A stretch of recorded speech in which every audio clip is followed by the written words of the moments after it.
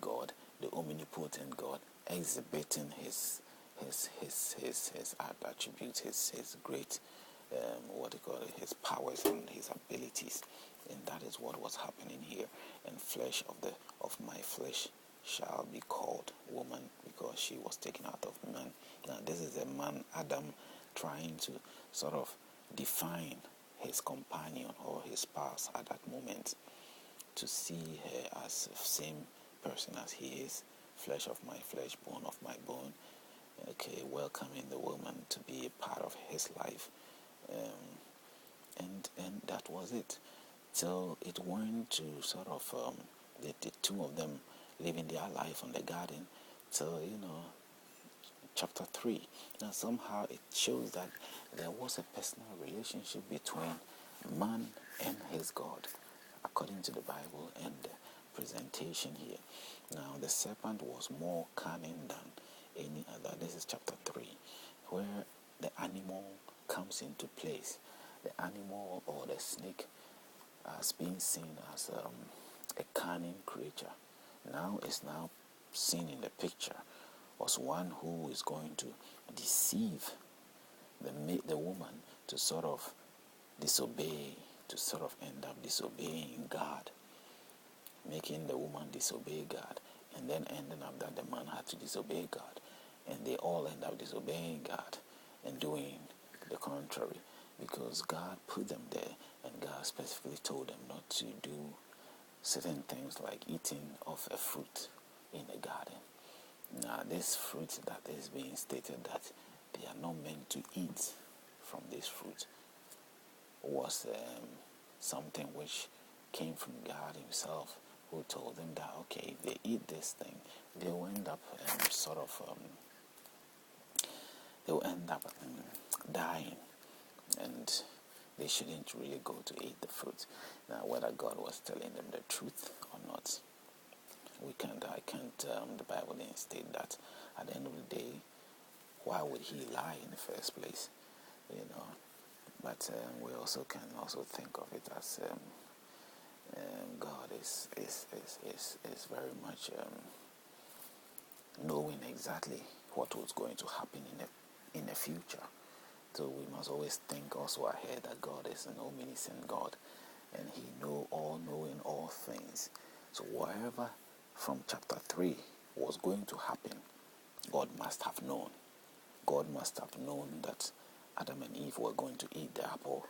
God must have known that Adam and Eve would have eaten the apple. God must have known that the snake was cunning and he would deceive the woman. God must have known that somehow one way or the other they would reject his love, or his sort of orders, his rule, his views, or whatever it is that he has told them not to do. But in this case,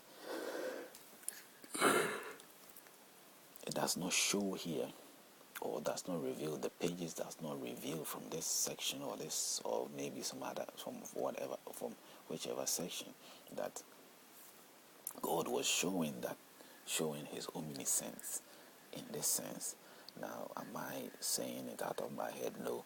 Everybody can go through the chapters and find out for themselves that as you read through here, you go to chapter 3, it says, now the serpent was that cunning, beast of the field, the Lord God had made. And he said to woman, God made the serpent to be very cunning as well. So it's not like somebody else created the snake. The snake was formed and created by God of the Bible. The all-knowing God created the snake. Okay, the all-knowing God who created the man and the woman created the snake. And he created them to be in the status, or the status that they were. God created man to be the way he is. God created man with his perfection and his limitations and his weakness and his inabilities.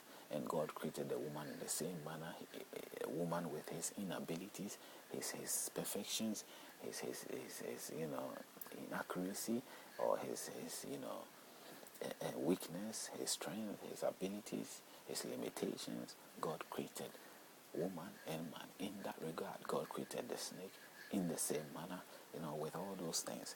So whatever the case is, I'm supposed to see here that the God of the Bible is not being somehow revealed as he is. If God is omniscient, that is according to the omniscient meaning, knowing all things, having unlimited power, must be able to know the downfall of man, must be able to know the limitations of men, must be able to know the limitations of the snake, must be able to know also the cunning ways of the snake that would tempt the people, so that he avoided these things. If these things were bad, they were not meant to be. Now, today's Christianity or teachers will say that it was a test, or maybe it's a test to see was God testing himself? God knew his ability. God knew that whatever it is that he has created was okay, was perfect, will be able to withstand everything. So God will not test his own work. He will not test himself or put himself to test. Why would he do that? Because he knew himself. He knew what he has done was okay. He knew, according to the early chapters of chapter 1, he says, and God saw everything that he had done, he had made, and indeed it was very good. He didn't say it was bad. He didn't say it was lacking anything. He says it was good. If you read chapter 1, verse 31 of Genesis chapter 1, verse 31, then God saw everything that he had made, and indeed it was very good. So the evening and the morning were the sixth day. Okay, God knew that it was good. God knew that for the man, what he has created, the man, the woman, it was good. He was not looking at them and saying that his work was not perfect. His work was perfect. A perfect work was done. Now, even if the work is not perfect, we already know that God is omniscient. He's omnipotent.